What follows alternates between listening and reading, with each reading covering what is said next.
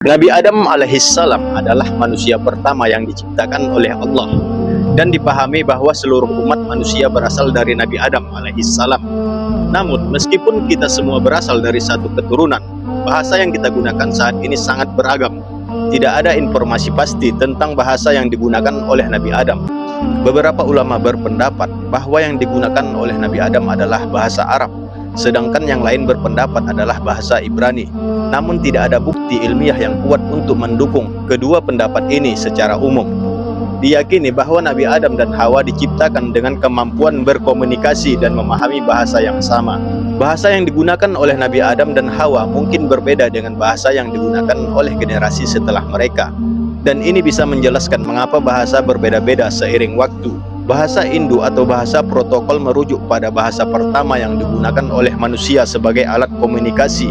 Namun, sama seperti bahasa yang digunakan oleh Nabi Adam, bahasa Indo tidak dapat dikenali dengan pasti dan tidak ada bukti ilmiah yang kuat tentang keberadaannya. Secara umum, bahasa adalah produk dari evolusi dan perkembangan kompleks dari generasi ke generasi.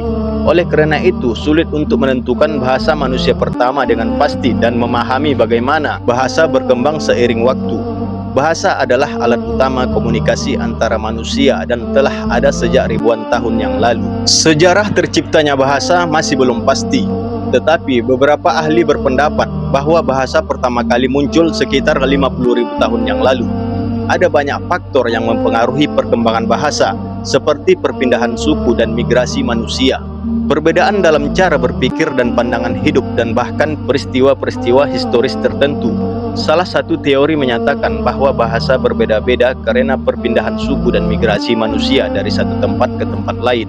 Revolusi bahasa dengan kata-kata dan frasa yang lebih kompleks dan sistematik mungkin merupakan hasil dari perkembangan teknologi dan kebutuhan manusia untuk berkomunikasi dengan lebih efektif.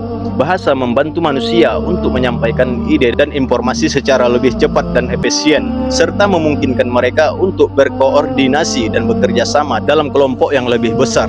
Yang diperlukan untuk menciptakan bahasa yang berbeda adalah 3 bahan ajaib, yaitu waktu, jarak, dan proses perubahan bahasa.